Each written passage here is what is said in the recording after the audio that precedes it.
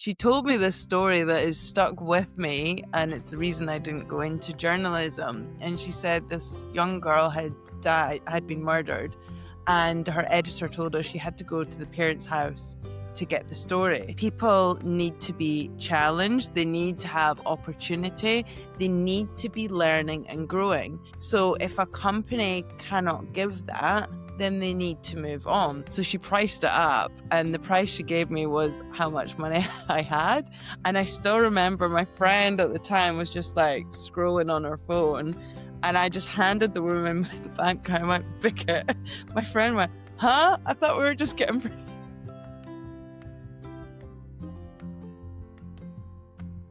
Hello and welcome to Get a Shift On. This week I'm really pleased to welcome Aleyx Ward, who is actually in Australia. Aleyx, welcome along and thank you for joining me. Thanks for having me, David. I know it's a bit later over there in Australia. The kids are asleep, which is nice, and the day's just started here. Aleyx and I met on LinkedIn via a mutual connection, Paul, who I'm sure will get mentioned at some point as well in this recording. Aleyx runs a company called Core Story and has had a really interesting journey through her career, including wanting to do something, being made redundant, and now doing your own thing. Aleyx, can you just share your story with my viewers and listeners, right back from where it all started to where we are today? Sure, David, I can. So I grew up in Scotland, and as a little girl, I always wanted to be a journalist. That was my dream. Some wanted to be actresses and singers. I just wanted to be a journalist. So I went to study journalism in Aberdeen. And in my third year, I was doing investigative journalism, and our reporter was our teacher. And as someone who really wanted to be a journalist, I could not understand why she was now teaching us.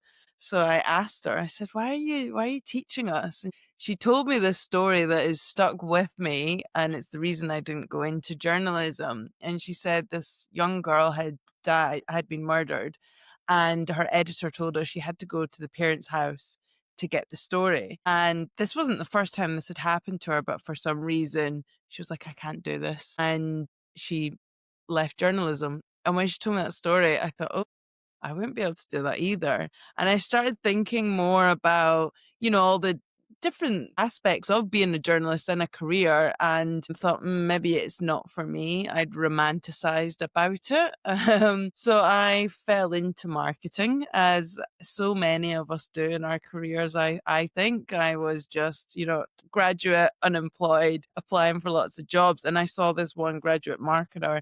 And at the time it was, setting up their social media, running their social media, writing blogs. So there was still that element of writing, which was important to me. And I just really enjoyed it. So I moved over to Australia and carried on my marketing career. I did my master's in marketing and moved to a few different jobs, led a few different teams. And then after my second child, after 6 months maternity leave, I came back only to be found out I was made redundant. So I am ever the impulsive person. The next day I registered my company name and set up my business, Core Story, which is where we are today. So I've been running Core Story for about a year and a half. Amazing. What an interesting journey. I love that you said about romanticizing about being a journalist, because I think so many people, young people, I see it in my children, they see a job, hear a job or a career, and do have that romantic view of what it might be like. Obviously, a fairly horrific story around journalism. How did you feel, though, when you realized that actually that dream career, as it were, you didn't really want to do it anymore? Well, it took, so I was giving you the cliff notes of the intro story, but it did take a few iterations. That was the first red flag of me thinking, oh, wait a minute, because I grew up, I love authors from like the 50s and 60s. And I don't know if you know Hunter S. Thompson. I really like his work, and he termed the gonzo journalism. And I think I imagine myself being a journalist in the 60s. Traveling around, reporting, having all this fun. I think that's what I thought in my head. So that was the first red flag. The second red flag was when I moved down to Bristol after I graduated, I did actually get a like work experience at the Bristol Post. And because I thought, oh, let's see what it's like. And there was a lot of, rewriting press releases. Obviously, I was just on work experience, but that was my introduction to it. And I found it quite boring. And then one of the crime reporters said to me, "Oh, well, do you want to come to court with me tomorrow?" And I went, "Oh, this sounds exciting." And it wasn't. I was just sitting in court, and most of it wasn't. Again, it's not what sitting in court is not what you think it is watching TVs and movies. So, and after that, I thought, oh, do I really, can I see myself doing this? I would have loved to have been an investigative journalism and journalist and flown around the world. But, you've got to be the best of the best to do that. And I think by then my heart wasn't in it. And I thought, it's not for me. How did I feel? I think at the time I was like 21. I'd recently graduated. I just moved down to live with my dad. And I was like, I just need to get a job. Didn't give it too much thought.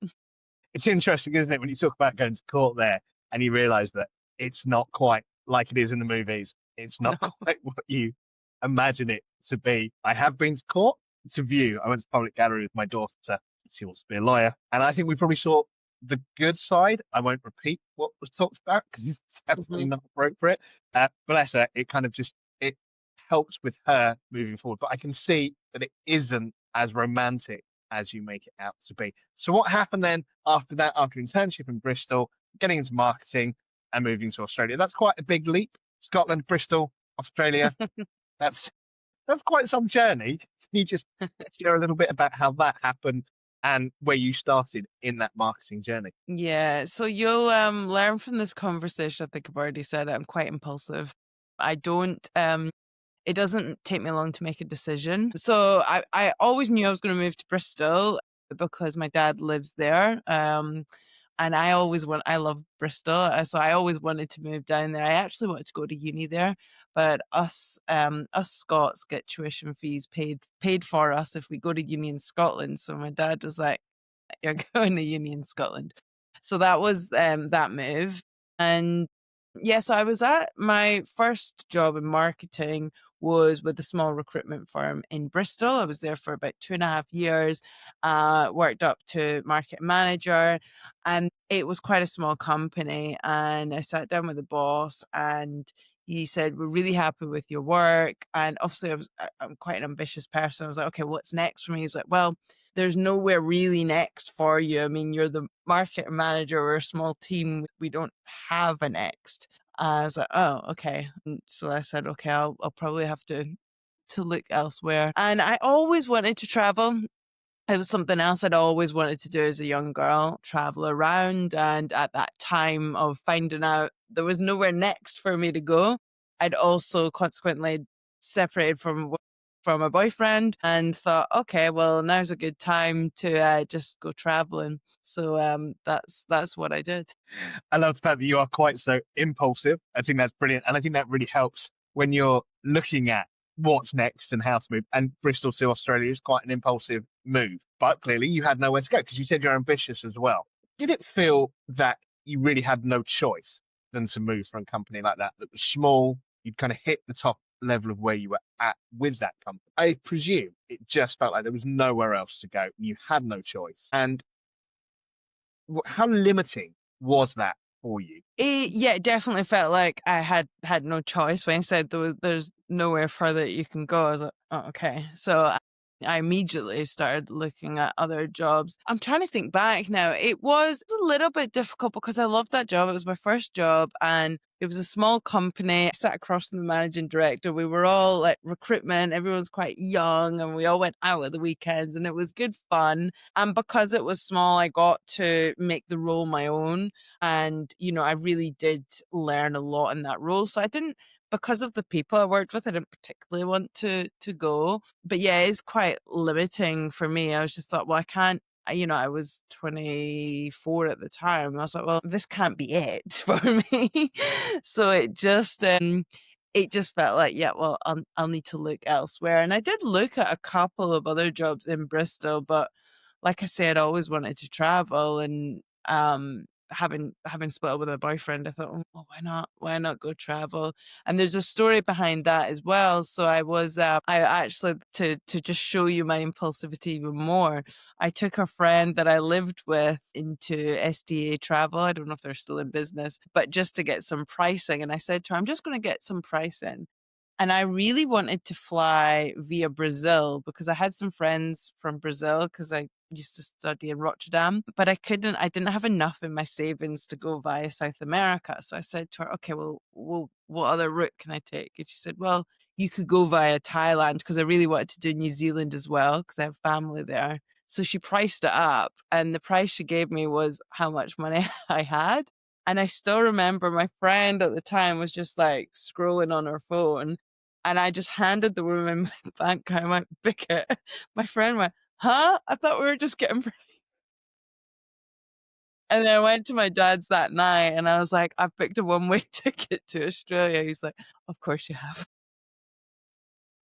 As the only way a dad can react to such news. Yeah, I get that. I get that. NSJ travel. Wow, that takes me back a little bit. Yeah, I'm not sure if they're still around, but that's I Nah, I love that. think I they've think gone that's out of so good. business. And it's such I love that impulsivity as well. And how was Thailand? It was really good. So then I ended up another part of my impulsivity. Meanwhile, from booking that to going was a few months, and I started dating one of my friends. We'd worked together, and we were friends for a long time. And I said to him one night, "Oh, why don't you just come too?" So then a few weeks later, he booked a ticket and he came too. He's now my husband. So yeah, Thailand was really good. So it ended up being me, Tom, and then he invited his best friend that he grew up with. So the three of us went to Thailand, spent a month around Thailand, and then Tom and I went on to drive around New Zealand. Amazing. Well done and congratulations. And obviously, several years later, you and Tom still together, and now you have children as well. So super exciting. When you got to Australia, did you have a job? How did you find a job? What happened there? No, we didn't. So we spent all of our money in Thailand and New Zealand. We arrived into Sydney. We had like an Airbnb booked for over Christmas and New Year, but we obviously needed to get work, and we had a work and holiday visa. So the plan was just to stay there for a few months. So we lived in a hostel for a little bit, and then we got a house share, and we just worked jobs. So Tom was selling insurance. I worked in a call center for all of 10 days. Was not good at that job. And then I got a 3-month contract as a marketing exec at LexisNexis, which is legal software. So I did that through the day, and then at night, and then I went straight to my night job at a wine bar serving wine to very wealthy investment bankers. And within 3 months, we'd saved up enough because we both had two jobs, and we went traveling again. Brilliant. I think that's so good. And it shows the determination when you have nothing and you want to stay, you want to do something, you just have to do whatever it takes to Hmm. raise those funds. So let's fast forward a little bit then. We talked about at the beginning that you were made redundant from a job. What job was that? And what were you doing in that role? Yeah, so just prior to that job, it's probably worth mentioning because I was there for 7 years. I worked as the market manager at global manufacturing firm. They're actually a Scottish firm, but global. So I looked after, first of all, social media content and managed the team there. Then I managed the creative agency. And then I looked after, brand strategies, go to market strategies, and they put me through my master's. So that was a really varied role. Really enjoyed it. Got to fly out to mine sites, and do video interviews with customers and stuff. So lots of learning in that role. But after 7 years is a long time to work at one company, and I just needed a change. So then I took a job at a smaller national firm in the mental health space. And it was my job to do the customer research, take them through a new brand strategy and rebrand. So I was there and did that. It was very different to my last role. Smaller company, going through a lot of change. It was good at times, and then other times I wasn't really enjoying it. I think there was just so much change that was a bit tough. And between those two roles, I'd been questioning a lot of, do I even want to be in marketing anymore? And that was really difficult because I just spent 3 years doing my master's part time whilst working full time to then start questioning if I even wanted a career in marketing. I was like, well, you're too late now. You're in your early 30s, you've done all this. You can't go back to entry level. So I almost felt like, well, this is it for me. I don't have any other choice. And many listeners might think, well, that's ridiculous. Early 30s is not that old. But when you're in it and you've invested so much time and you're pretty good at what you do, going back to being completely new and learning something new is quite scary. And you just think, oh, I'm just kind of stuck doing this. So at the time, being made redundant was a bit like, oh, that's not great. But in hindsight, looking back, it was the best thing that could have happened because I wasn't happy. I felt stuck. But I thought there was no other way because I had a young family. And now I look at my redundancies. I always say, I've told this story on stage before, and I always say it's just the universe giving me a kick up the arse to make a change because I wasn't doing it. So true. And I think that's so important for people to hear because redundancy can feel like the end of the world. And you feel, whether you want it or not, I think it's really easy to feel it's a real kick in the guts because it's Mm, it's rejection. Nobody wants to mhm, be rejected for whatever reason. But what I think is interesting, and you've picked up on it, and I know lots of other people do as well, is it's funny. You talk about it being a kick from the universe. You've already half made that decision that you want to move on. You just don't mm. know how. You just need the motivator to get it done. And it is Yeah. amazing how many people who are made redundant have the same attitude and same thought because it's just the next step. It's just the next phase in that career. And especially to then go on and do your own thing, start your own business, which you Mm. clearly have. And you said in your introduction, the very next day, you registered your company. And so it was born. Well, All right. remember, David, I am impulsive. Yeah, absolutely. I think impulsive is the key to all of it. And I will come back to that as well, actually. So I want to ask you a few things about being impulsive, but I just want to touch back on something that you said, and that was 7 years in a career. Mm, So our parents' generation, 7 years would have been nothing. I agree with you, by the way, that 7 years is probably a fairly long time. I'm fairly impulsive. I get bored fairly easily as well. So I understand that. Just help me and my listeners understand why you think 7 years is a long time and how things have changed compared to our parents' generation, where you went to education and you worked and you retired. It's a very mm, different way of looking at things, which I know is changing. Just give us some of your thoughts on that mhm. and how careers are changing as a whole in time frames. Yeah, a few things. Actually, my husband's just about to celebrate his 10 years at his company, and I know that's rare, but I honestly can't see him ever leaving. I wouldn't be surprised if he stayed there until he retired. So I use that as an example to answer the question. I think it's rare because people need to be challenged. They need to have opportunity. They need to be learning and growing. So if a company cannot give that, then they need to move on. Like on my very first job, I loved it there. I learned a lot. I grew a lot. They did develop me, but then they told me there's nowhere further for you. With my husband, well, it's a global company, so there's always opportunities, but he's learning, he's developing. They have a great culture. They look after their people. And he's often said to me, why would I?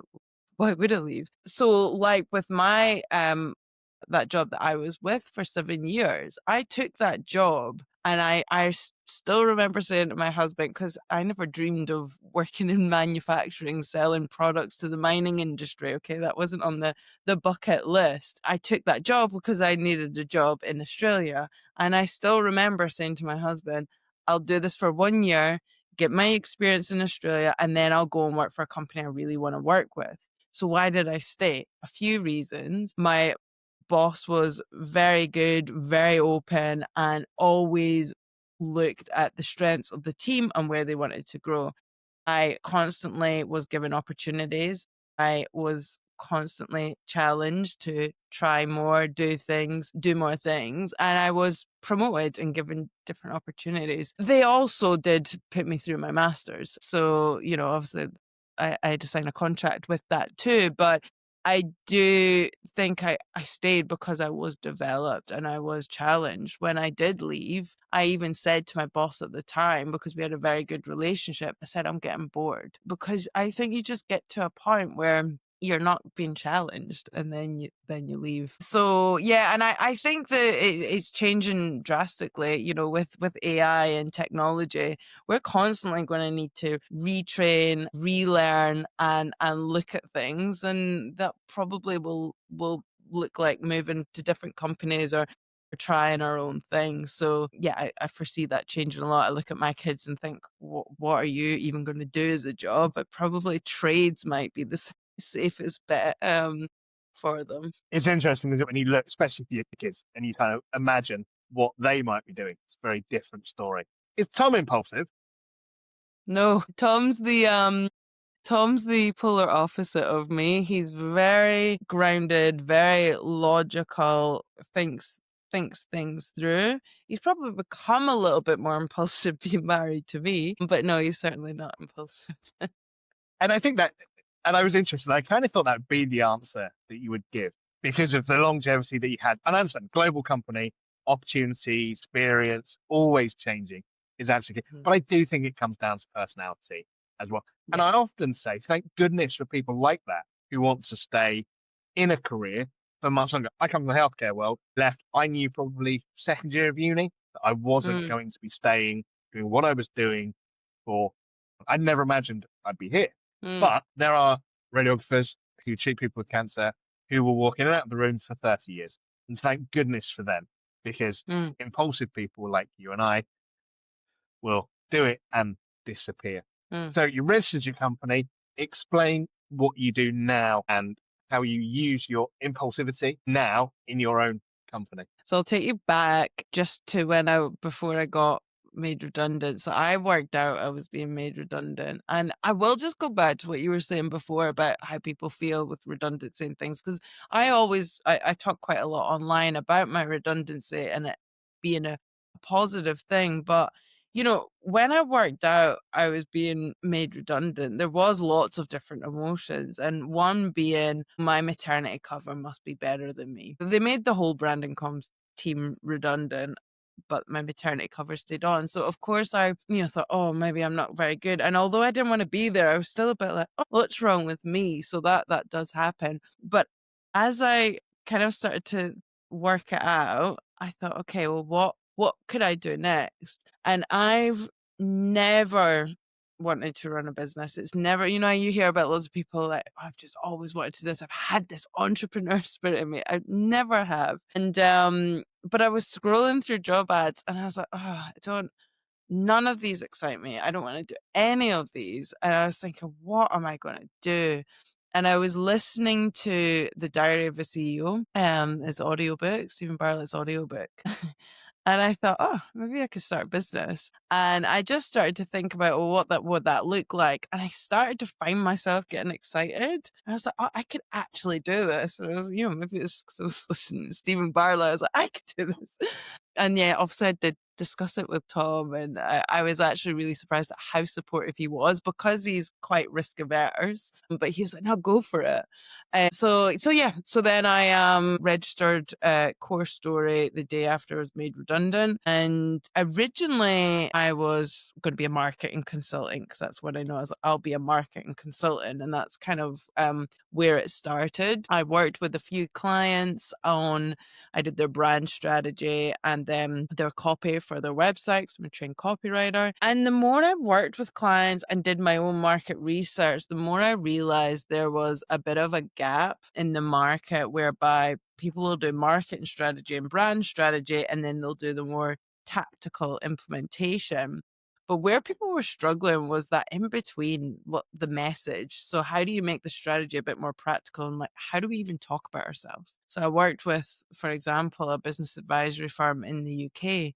They'd been going for 30 years. They had the market strategy. They'd worked with marketing consultants. they still didn't know how to talk about themselves in a really clear way that people got. And I was like, "Oh, I like doing that." I love taking something complex and simplifying it. So I'm like, "Okay, this is where I sit." Story had obviously subconsciously always been there because I called the business core story.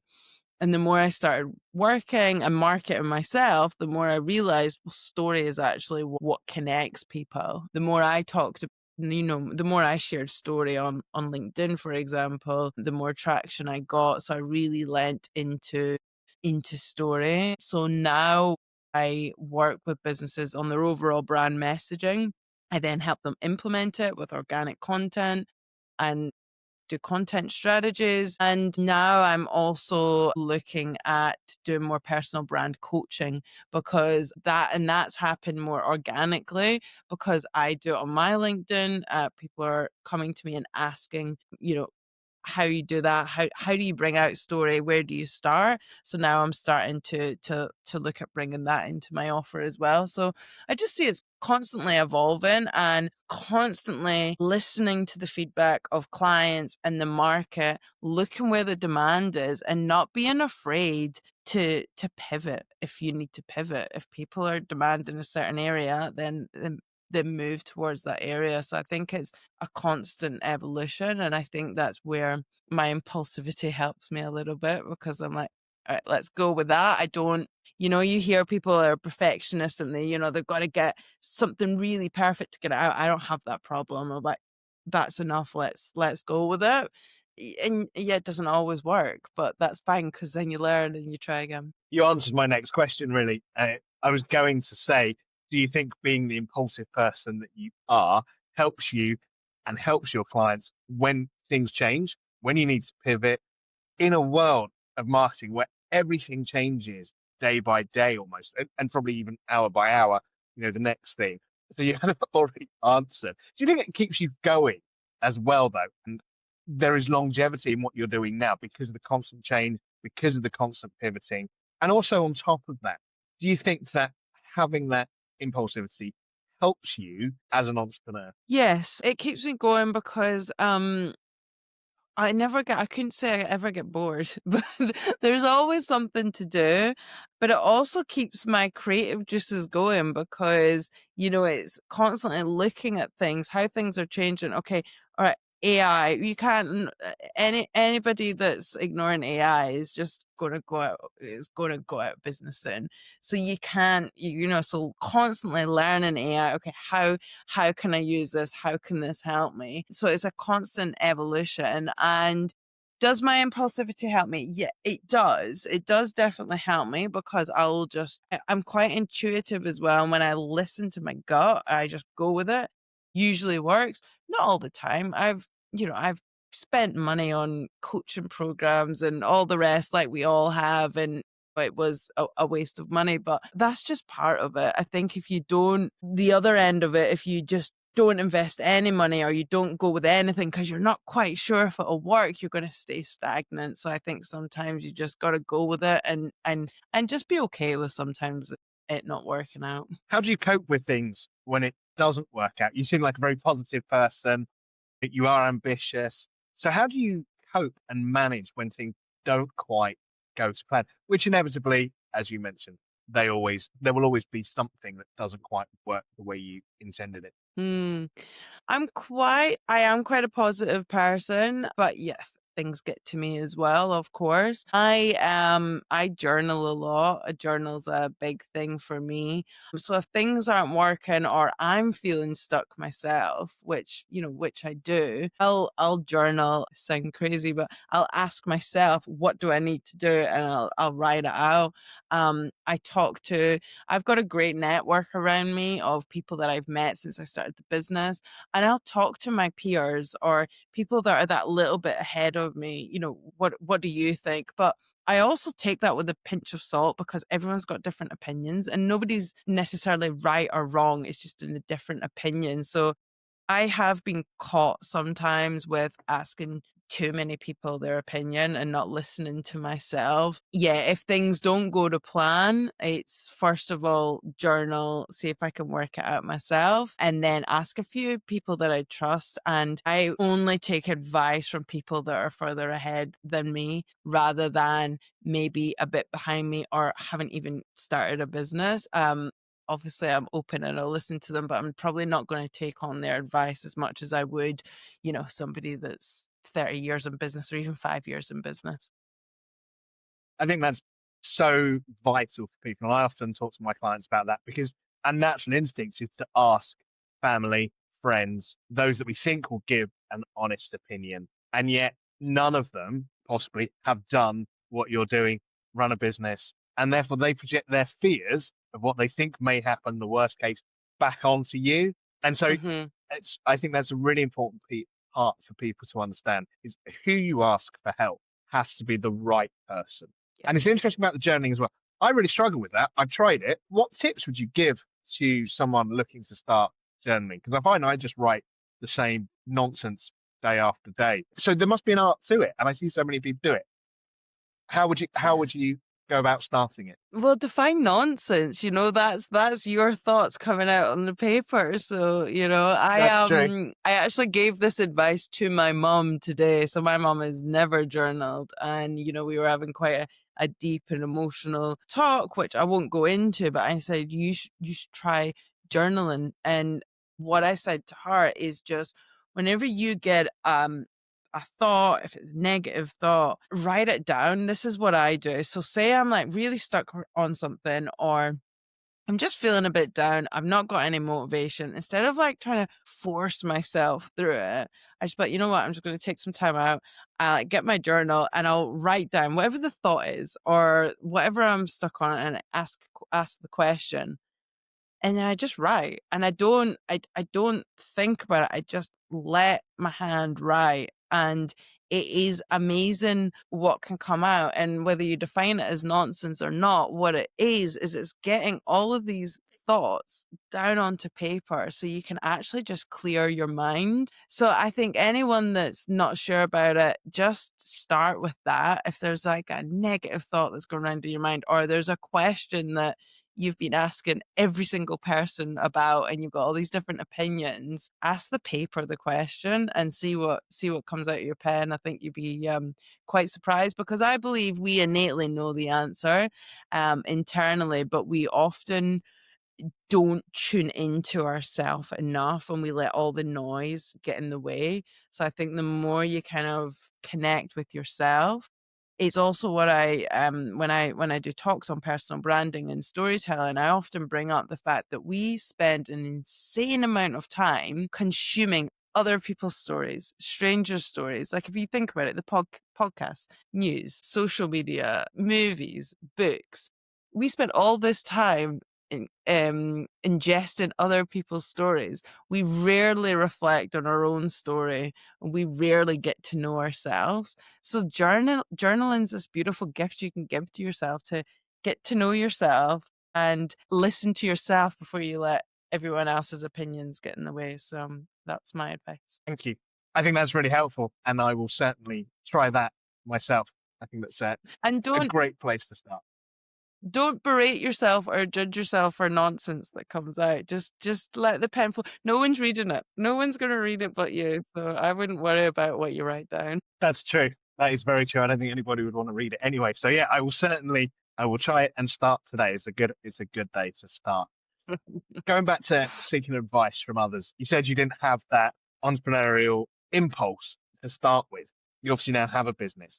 How do you manage the bits that you don't understand? And I mean, like the functional kind of operational side, because a lot of people I know start a business, say, right, I know marketing, that's fine. But actually, I don't know the accounts. I don't know the day-to-day running of business. I don't know how to Mm, actually speak to clients. How do you manage to get around those hurdles? yeah.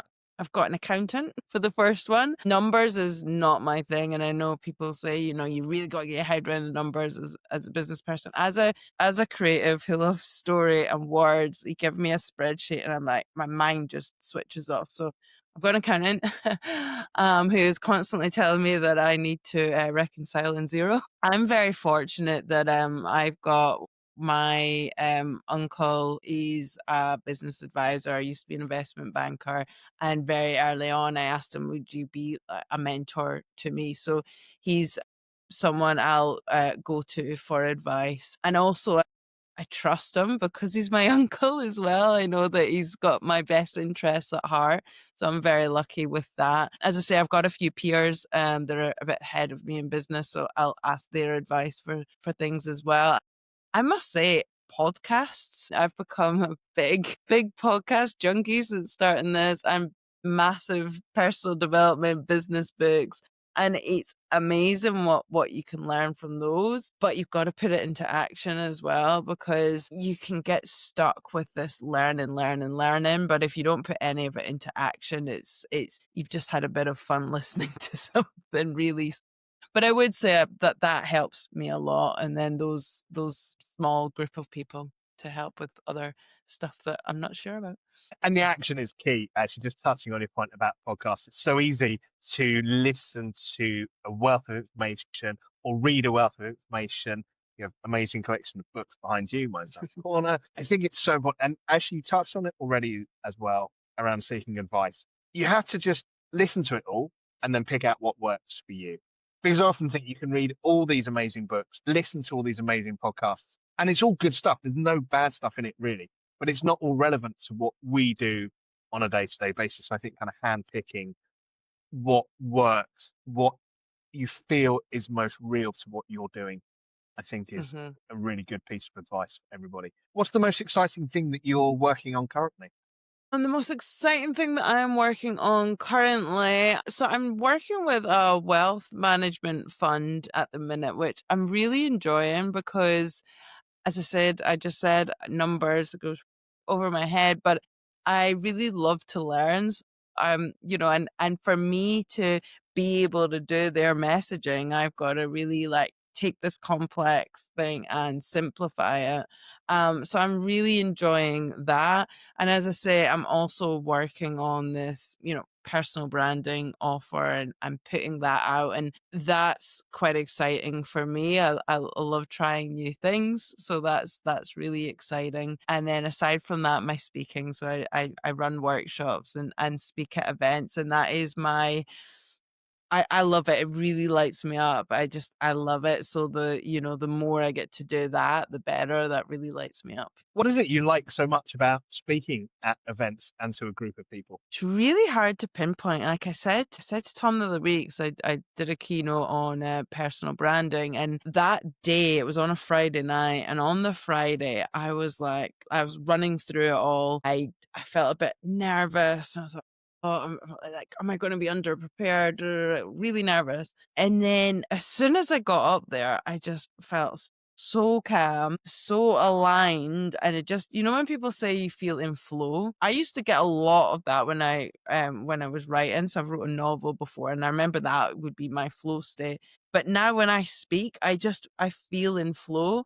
I I can't pinpoint what it is. I think for me, I'm really big on connection. I love, as you can tell, I love having conversations, connecting with people. I love going to networking events. So when you're speaking, you're in front of them. I can see their faces, and I can see if something's landed, the smile on their face when they laugh, or when I get them to interact, or if something's not landing. I love that. I love playing off the facial expressions, but it's afterwards as well, because I talk around story. Afterwards, they'll come up and people start telling you their story, or telling you that they resonated with your story because they could see themselves in it. And I've had so many wonderful stories being told to me just because I opened up and shared the story. And that really lights me up. So I think a long-winded way of answering that is probably the connection that I get from speaking in person with people. But absolutely love it. What advice would you give to someone about telling their own story? Ooh, I love this one. Three things. First of all, if it's in a business sense, first and foremost, think about your customer first. So who's your customer? All the things we know, who's your ideal client, what's their problem, really get to know them first, then look at yourself. So I think that's what many people make a mistake when they're building their personal brand. They go straight into their story. Think about your customer first, then look at your own quirks, parts of your personality. So I like to play around with the fact I'm Aleyx with a Y. Lots of people over in Australia think I'm Irish, not Scottish. So I have a bit of fun with it. So I bring in my quirks, my impulsivity, things like that. So what are some of the quirks that you can bring in? And then looking at the different parts of your story. So connecting it with your customer and the problem that they've got, and then your own story and what you can bring to them. And then finding that common narrative throughout. It's a bit of a process, but I feel like if you first start with the customer and then bring your story to life, it will just really help you evolve that story. Because if we're talking in a business sense and we're talking about either speaking on stage or sharing your story on LinkedIn, if you just lead with your story, it's not going to resonate because people need to see themselves in your story. So start there. I think that's absolutely sound advice. And I'm going to play that back to myself and readjust everything I've planned for this week. Because I try to work quite hard on my story because I think it's very important. And I know the importance because I've listened to lots of podcasts and it's always hard to pick out what's best to start. I want to ask you a question about all the books you have behind you. I'm going to assume that you've probably read most of them, if not all of them. Yeah. If you could pick out one book and one piece of advice from that book, which would it be? David, that's a hard question. Good. I knew it would be. And I was kind of hoping that you wouldn't just say this one. Oh, there's just so many. One of my favorite books is Billy Connolly. I haven't read it in ages, actually, so I couldn't give you a bit of advice from it, but that was one of my favorite books. And I think there probably is advice in there. The overall message of it is don't take life too seriously and have a bit of fun along the way. And I really resonate with that because, life has lots of ups and downs, twists and turns. But the way I look at it is everything's a story.